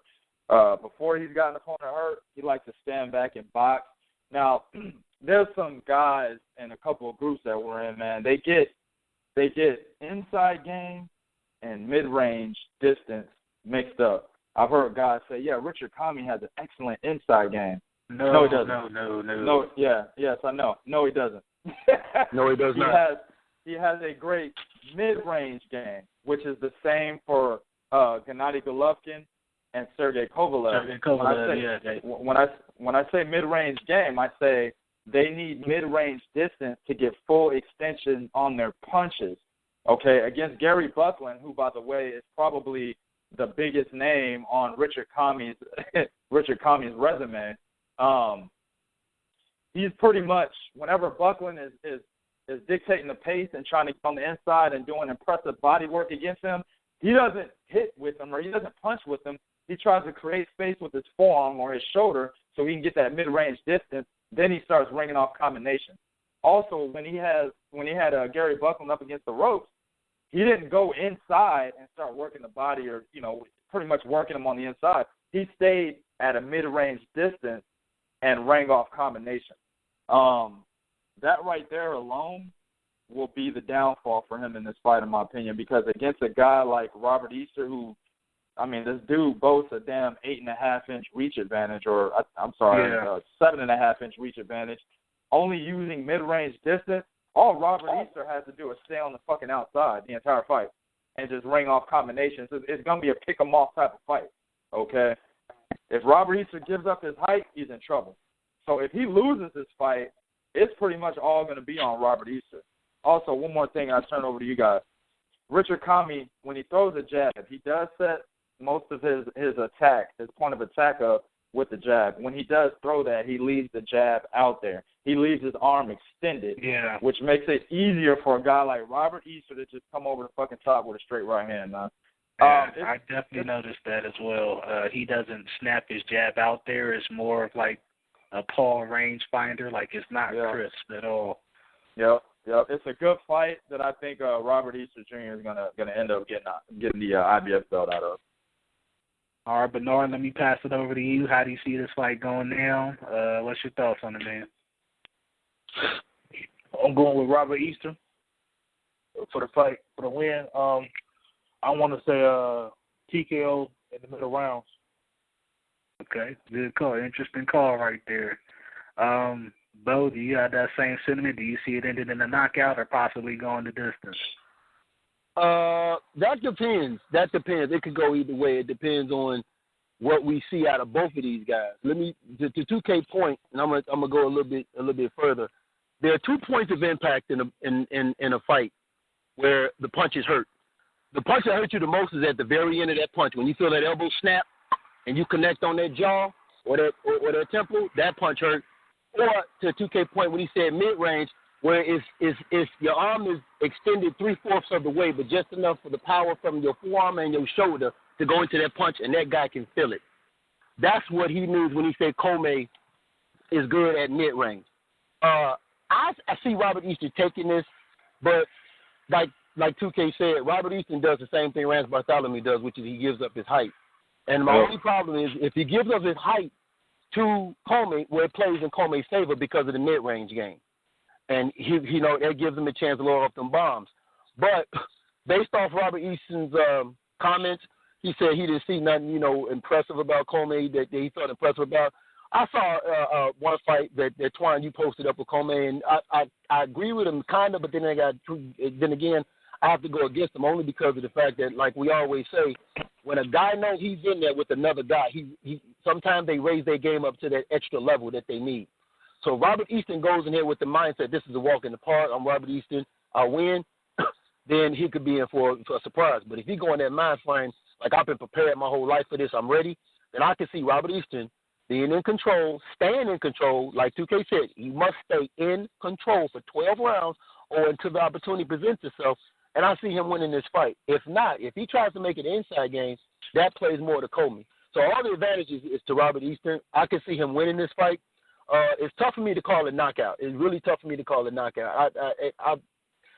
I can see him winning this fight, but I won't be surprised if a knockout comes. Okay. I'll definitely add on to that. I kind of hate to see Bunny give up his reach. Like, to have that kind of reach at lightweight, like, he doesn't need to be giving that up. He tends to do it a lot, and that's also because he's an effective fighter on the inside. Like, he knows how to shorten his punches. So I guess that's one of the reasons why he doesn't worry about it as much. Defensively, I worry about him getting caught with a guy that supposedly has this much power. He took a couple of nice shots from Mendez, and, he took them well. But, we don't know if Commey's power is actually overrated yet. A lot of us will think it is based on his opposition, but we never know. It could be for real. One of the things I noticed from Commey is he likes that straight right, and he follows up with the left hook. So that's one of the things that Commey will need to, Easter will need to be on the lookout for. But, I actually see Commey having to force the fight, to get inside of Easter's reach. But I do see this eventually as a UD or a possible late-round knockout for Easter and claiming his first title at 135. So it should be interesting to see what kind of ride we go on with that. Probably my second favorite fight of the weekend after the one we're about to talk about now. Roman Gonzalez takes on Carlos Cuadras this Saturday. He's stepping up in weight class to fight for a title for what would be his fourth division. And he's going after the WC Super Flyweight champion, Carlos Cuadras. Both fighters are undefeated, so it's definitely going to be a great fight. Let me go ahead and start off with you, Bo. What's your take on this fight? Man, this is a very interesting fight that I wish was getting a whole lot more push than what it's getting. Thank God for guys like us on the ground here putting this fight out there. This fight has serious ramifications. I was on the Guard Your Grill podcast, and I said this is a fight where you have a guy who's dominant at the lower divisions, dominating the division, and then you have him going up against the dominant champion in Cuadras. It's a very interesting fight.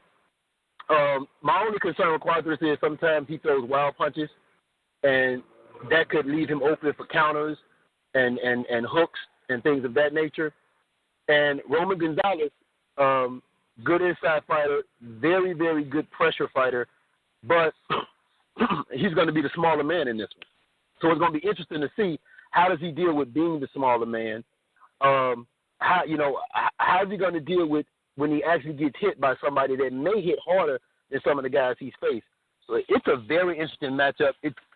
It's really hard to call for me. I got it 50-50. I'm only favoring Cuadras because of what I saw from Roman Gonzalez in his fight against Arroyo.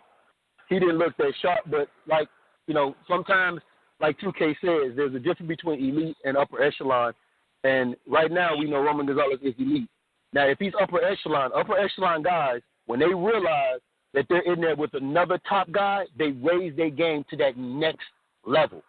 And if Gonzalez can do that, then we'll know, okay, this is going to be, a very good guy to watch from here on out in the future on. But I'm only favoring Cuadras only because I didn't like what I saw from Gonzalez in his last fight. And I hope Cuadras don't get over because he's, Cuadras been talking a lot. He said something about smacking him around or something like that. So, and that's good, too, to build hype for it. But I hope Cuadras don't go in here thinking, hey, I'm just going to enforce my will and try to run over this guy and give up the advantages he enjoyed and play into Gonzalez's hands. Because, as we've seen in boxing, that can easily backfire. All right, let me go ahead and get an observation from our guest today, Alan, also from Colossal Boxing Talk with a Big Cool, before I send it over to the guy for his excellent analysis that I know he got ready for us already. Alan, what's your take on the fight, man? How do you see it playing out? To me, it's kind of like a little guy's Ollie Frazier. You got Cuadras, a little bit bigger, moves around a lot, tries to jab, move around. And then, Roman Gonzalez, he tries to get inside, do damage, throws hooks, tries to time you. I don't know who's going to win, but that's a good thing. So I know it's going to be a great fight, and I'm ready for Saturday. It's going to be awesome. All right, 2K, go ahead and give us your breakdown, man. Yeah, man, like you said, I've had this already waiting. We did a video on this already, man. Drum rolls. Honestly, man, this fight should be the main event. Of course, it won't be because it's the little guys. The little guys don't get that kind of exposure and they don't get that kind of spotlight. That's why all of our channels and this particular podcast is a good one, because we will bring these little guys into the light. For me, I'm going with Roman, man, and I think it'll be a fight where Carlos Cuadras will look good early, but there's a few things that he does that I could see Roman Gonzalez exploiting. Now, I mean, he has fast hands, he has fast feet, he has quick movement, he has nice upper body movement. He returns combinations. If you're slacking on the jab, like against Jose Salgado, a guy that he had a draw against, Salgado was slacking on the jab, and then Carlos Cuadras would come back with like 3 shots behind that jab, or over that jab. So he's the type of guy that, you know, if you're not, let me say, if you don't have a high activity rate, he will definitely take advantage of that by ringing off combinations and then getting out of there quickly. He likes to throw the jab to the head and then throw 2 hooks to the body, which leads me to his signature punch, which is the hook to the body. He's hurting cats with that. But the high work rate thing that I just mentioned, that's going to be the difference in the fight. I think Roman Gonzalez, he's a master at getting on the inside of his opponents. Now, I know the fight with Mick Williams Arroyo, who, by the way, is not the best Arroyo brother. He had some success keeping the fight in the middle of the ring on Roman Gonzalez and pretty much extending his boxing ability from the outside. But the thing is, with Cuadras, he likes to move so much that he can get caught up against the ropes. And I've seen him in fights up against the ropes. That is not where he wants to be. But for some reason, he keeps finding his ass up against the ropes. And that right there is going to be something that Roman Gonzalez is going to thrive off of. If he gets you up against the ropes, that's where he does his best body work at. And I think that body work over the course of 12 rounds is going to slow down the foot movement of Cuadras. And I'm thinking possibly late stoppage. I'm talking late, like 11th round. If not, I think Roman Gonzalez walks away with a decision. It's definitely a possible scenario. Roman has a style that wears on you over fights, but I'm actually probably in the minority in picking Cuadras here. Just think Cuadras has one of those styles that gives Roman troubles, because of the lateral movement. He's got the 2 to 3 inch reach advantage, and he's naturally bigger. So I know it's only 3 pounds, but you've seen little chinks in the armor here and there. Gonzalez is really battle tested, which is why I think he took this fight now for the 4th division. Because if he would have been in another battle with El Gallo Estrada, it might have starched him a little bit too much to go up and wait and handle Cuadras now, or Inoue, for example. So I think he kind of took this fight with the perfect timing, knowing like he definitely can win this fight against Cuadras. I just think, if Cuadras could keep his legs for the full 12 rounds, avoid Roman's work rate, stay from being on the inside and getting caught up on the ropes like 2K said, I think he should be able to win. Cuadras has a nice work rate himself. And like I said, the lateral movement is probably the difference in the fight to me. I just think Cuadras is definitely he looks like he wants to win. He's been talking his trash, saying he's gonna turn him into chocolate milk and all this stuff, at the press conferences. So, he's extremely confident. I think he's ready for this. He's been wanting this kind of limelight. So that's definitely my take on it. What about you, B? What you think, Bernard? I'm going with Roman Gonzalez decision. Okay. All right, we got another fight coming, one more actually. That's a big one this weekend. Another one of those money grabs. We're starting to see this trend, as Bo said. We got Triple G fighting Kell Brook in the UK this weekend. Let me go ahead and pass it over to Bo on that one. Give us your breakdown, how you see the fight playing out, how many rounds is it going to go? What do you think, man?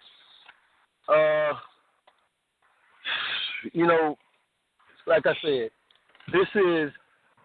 we talked about this, me 2K, on the Guys of Boxing Talk, and there's this one thing that I can't get past. And correct me if I say his name wrong, 2K. I think it's Carson Price or Carson Jones. What's the name? Carson Jones. Okay, I can't get past Carson Jones, and I'm saying this because Gennady Golovkin does not have the Carson Jones that he struggled with on his resume, and I mean that made him look like he was about to be hurt. Okay, Kell Brooks does. On top of that, we never knew how good. We saw Kell Brooks beat Sean Porter. But then after that, okay, he had the little staffing thing, and I get that. But then after that, who did he fight next to show us that he was the best middleweight? Like, I just feel like we didn't even get to see the best of Kell Brooks at 147, and you're going in there with, we know who is the best middleweight and the all-around bigger dude and harder puncher. So I see Kell Brooks trying to come out, trying to jab.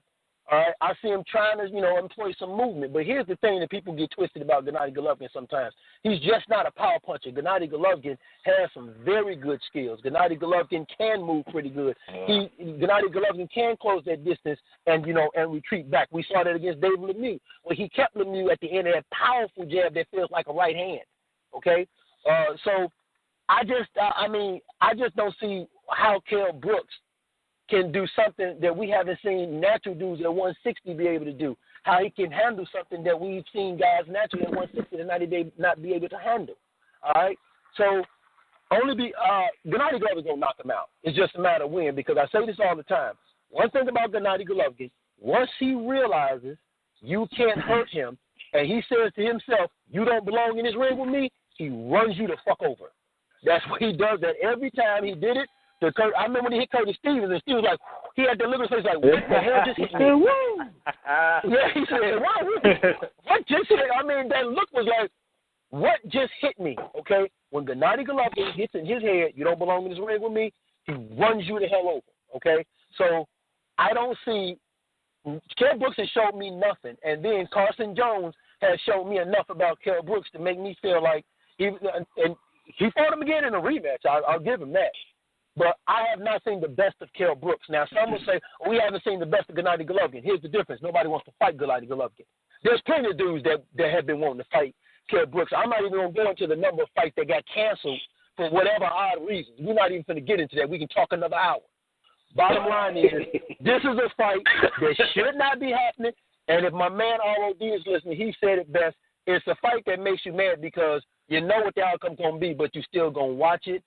And I think the reason why it is getting a lot of pushback, though, and it is a money grab, because I say this all the time, Gennady Golovkin got 10 years in the sport. He has yet to have that career-defining fight. So at this point, he's 34, go for the money. I'm not mad at him for that, all right? But is one of those fights that after we saw what happened with Khan and Canelo, it was just a matter of, because of Khan's chin, well, even though Brooks may have a better chin, Golovkin power is the big equalizer. So it's not a matter of how, it's a matter of when. And that's what makes you mad about this fight. And we have seen, Brooks has been down once in his career, earlier in his career. I was actually looking at a clip of it yesterday and posting it in a couple of the groups we're in, just to say, if this guy is doing it at 147, you're talking about a middleweight that has the punching power of a heavyweight. And, he's going to connect. It's just it's a matter of when, not how. It's going to happen. So I'll go ahead and pass it over to Bernard with that one. Who you got winning? How do you have it going? I got it lights out for Kell Brooks. Lights out. You predicting early, or you think Kell could get some rounds in with him?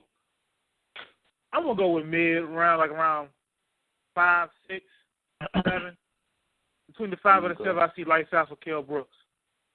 It's nothing but Amir Khan versus Canelo, too. That's all it is. So yeah, and like Bo said, it's not going to stop until we get somebody hurt. And Gennady's one of those dudes that could really put a starching on you. We already saw with Khan and Canelo. Khan got, his whole world rocked. I hate to see it happen to him as well, but let me go ahead and pass it over to 2K for his breakdown and what he sees happening in this fight. You know, I might be in the minority in this. There's a lot of fans out there that have been bamboozled. They, you know, leading up to this fight, we've all been like, oh, you know, this is bullshit. You know, this is just like, you know, what my man Bernard just said. This is just like Khan and Canelo Part 2. You know, Brook is too small. Golovkin even said it himself to Dante's Boxing Nation that he was too small. But then he weighs in at 176, while Golovkin weighs in at 165, and everybody's like, oh, shit, oh, you know, Kell Brook, man, he's bigger. You know, all the haters need to just shut up and give him a chance. No, there's a problem here, guys. You weigh in at 176, 30 days out from a fight, and you're naturally a 147-pounder.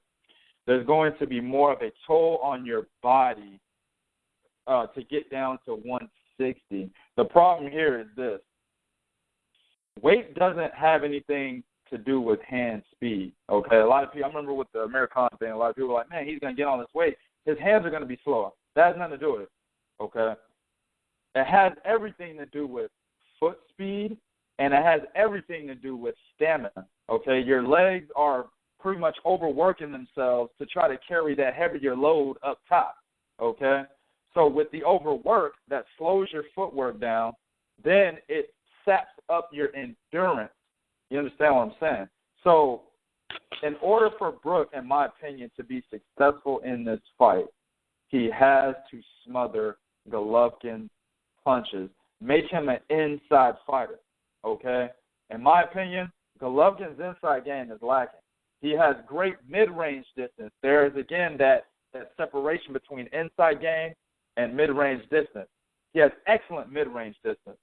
So if Kell Brook can get inside, put his head in the chest of Gennady Golovkin, don't allow him full extension on those punches, he might have a chance. But do I see that happening? Hell no. I see Kell Brook getting starched. Let me just say this. If the fight goes past 7 rounds, Kell Brook has a shot. Because by round 7, he will have already been touched. Okay? The way, the relentless ability of Gennady Golovkin, his punch accuracy, his ability to place his punches and put them exactly where he wants them to be, he's going to touch Kell Brook. That's not a question. But if Kell Brook can take those shots and he's still standing, he wasn't knocked down like 8 fucking times leading up to 7 rounds. He's still standing. He's still lucid. He's still doing what he was doing, prior in the fight. He has an opportunity. He has a chance.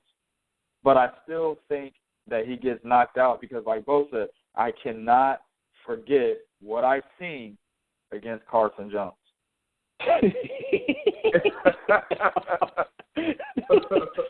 I definitely gotta agree. I see it the way Bernard does. It's gonna be lights out or a bloody mess like Carson Jones fight. Like it's really gonna get nasty. What people fail to forget about, or what they don't remember about Gennady is like he has a pretty good jab. We've seen it against David Muir. Like he had his face busted up basically off his jab for the most part.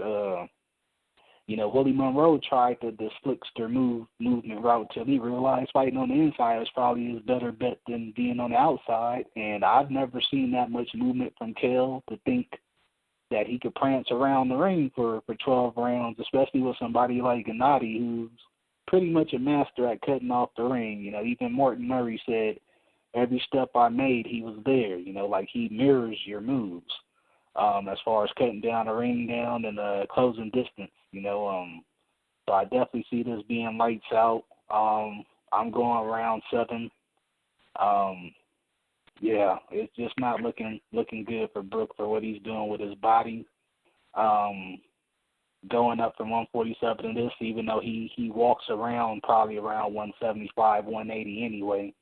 But, fighting at that weight is a whole lot different, because he's probably going to rehydrate to that overnight, after weigh-in. Right. So I definitely think that's going to take a toll. He's never fought somebody this big and powerful, and I just don't see him lasting or having much of a chance. Now, Twan, let me just say one thing to 2K point about, because people might say, well, Kell Brook got good endurance because he said cut on endurance. Here's the thing. When you pack on muscle, that's more oxygen that your body needs and more blood flow to those particular parts that your body needs that can take. So now your heart is beating faster, and that much oxygen, that oxygen and that blood flow, that the more the body needs for that muscle, can take its toll on you when you're talking a 12-round fight of another guy, bigger guy, putting it on you. Yep, absolutely. All right, and this leads us to, we got a pretty controversial one. This was actually something that Bob Arum put out over the last week in a podcast. Basically, it relates to white America's relationship with boxing right now. I'll sum up the podcast and what he said on it. He basically said, the lack of white American boxers or successful ones in the sport these days have made white Americans abandon boxing and flock to UFC, where they could see many more white athletes and successful ones at that. And because they have an outlet where they see their own kind performing and even faring better, they take more of a liking to it, despite his feeling that boxing is still a more skillful sport than MMA. We got Alan Kindred still on the line with us. Being a fan of boxing yourself, white American, well, what's your take on what Bob had to say in this podcast? Do you agree? What are your thoughts on it? I agree with some of it. I mean, as a white American, I'm not so much in boxing alone. I can say that a lot of the white people I know don't really get boxing. But I always have. So, I mean, and it's like, for me, am I going to follow Kelly Pavlik because he's a white American? You know, I mean, I saw it and thought he was an anomaly. Like, well, that's interesting because it's rare. But I would think, I would think if you're racist, then, yeah, maybe you're going to want to follow people that are like you. But, I mean, does that make them a winner? Because someone else, I mean, they didn't win the fight. But I definitely agree that there's some truth to it. But there's also some holes in his story, too. I mean, there's no white Americans that are actually UFC champions right now. So, okay. So that's a good interesting point right there. TK, let me get your observation on what Bob Arum had to say. I mean, I agree with it. It's something that you see a lot. I talk to a lot of white fans of fighting, and the majority of them do favor the UFC over boxing. I say probably 90% of them. There's a guy that I work with that sparred with Caleb Plant when he was 15 years old up until he was about 17 years old, and he even favors the UFC over boxing. So, I mean, I agree. Also, I did a little research. It wasn't about this particular topic. It was pertaining to something else that a YouTuber had said. We have not had any white American Olympic boxers, at least this Olympics or last Olympics.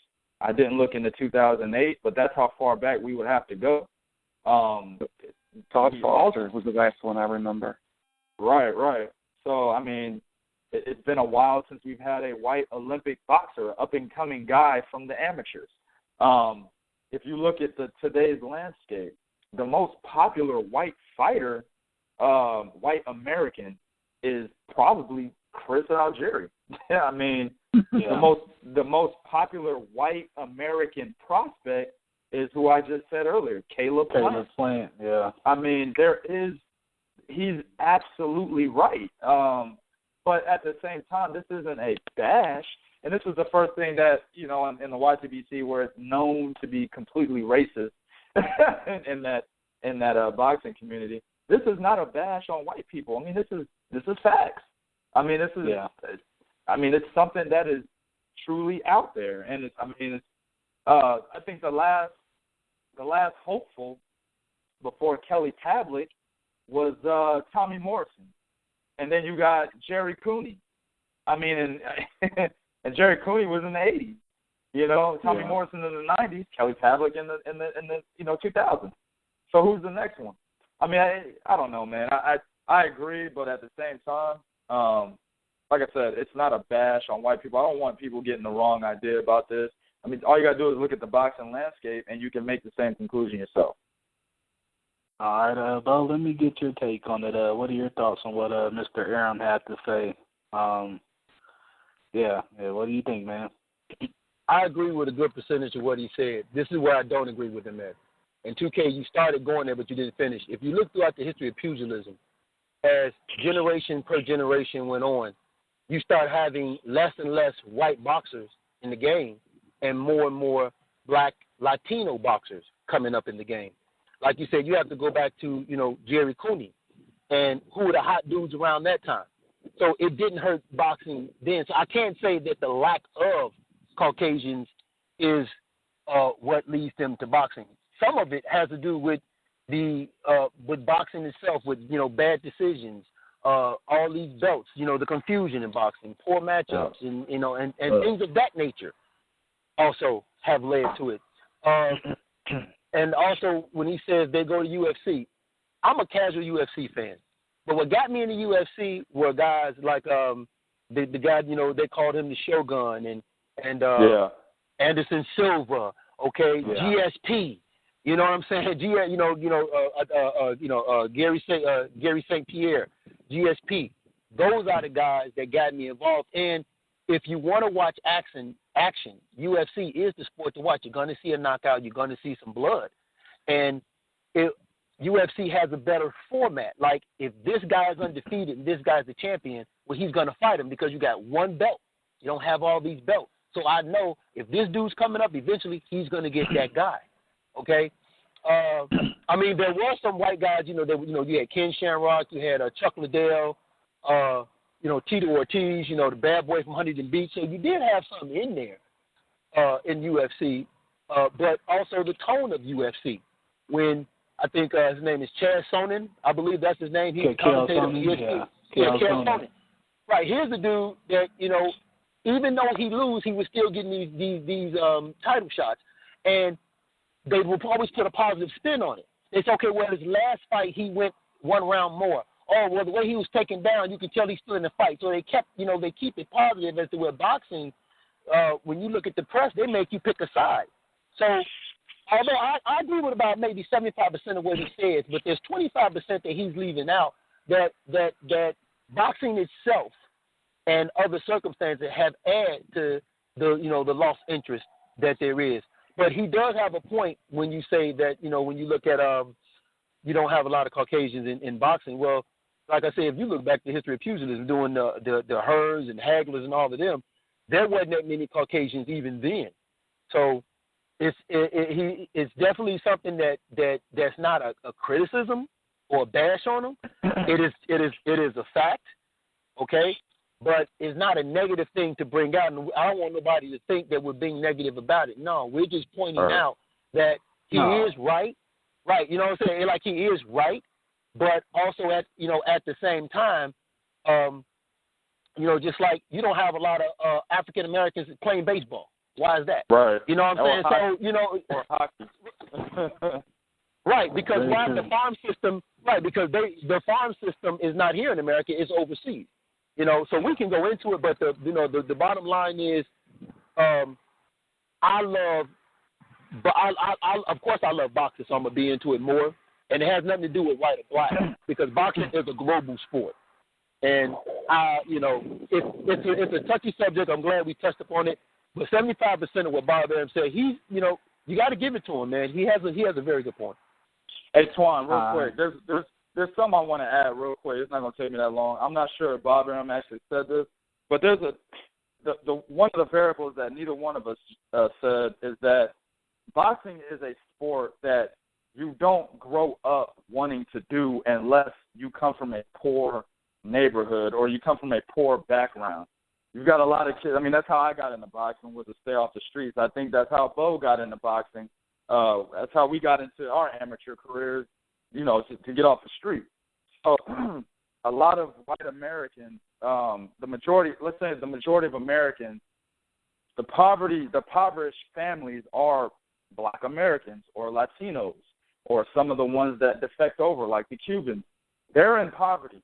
majority of white Americans are not in poverty. They are. Some of them are in poverty. I'm not saying they're not. Like Kelly Kapler, for example. He's from Youngstown, Ohio. I have family in Youngstown, Ohio. That's an old industrial town, okay?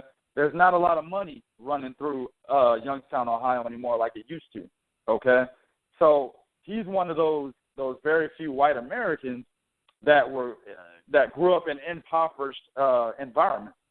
See, that's the difference here. We've got a lot of black people who are like, okay, all you can do is play basketball, box, play football. Well, then that's why you got a lot of these guys of different ethnicities that are non-white inside the sport of boxing. It's all about environment.